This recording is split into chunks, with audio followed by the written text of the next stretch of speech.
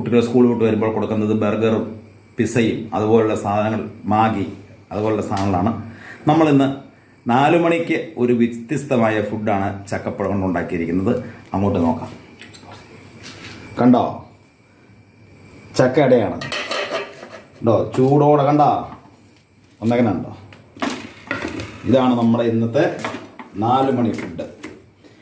വിഷലിപ്തമായ ഭക്ഷണം കൊടുക്കുന്ന എല്ലാ അമ്മമാർക്കും ഇതിൽ നിന്നാണ് ഹോർലിക്സ് ഉണ്ടാക്കുന്നത്, പാരക്സ്, ബോൺവിറ്റ, ഒത്തിരി സാധനങ്ങൾ ഉണ്ടാക്കുന്നത്. പക്ഷെ ഇത് നേരിട്ട് നമ്മുടെ പറമ്പിൽ നിന്ന് പറിച്ച് ഇത് അടയാക്കി വരുമ്പോഴുള്ള ഈ സ്വാദ് ഒന്ന് നോക്കിക്കേ. ചൂടാണ് കണ്ടോ, ചാക്കയട. എല്ലാ അമ്മമാരും ഇതൊക്കെ കുട്ടികൾക്ക് കൊടുത്താൽ നിപ്പ പല വൈറസ് രോഗങ്ങളിൽ നിന്ന് മുക്തി നേടാം.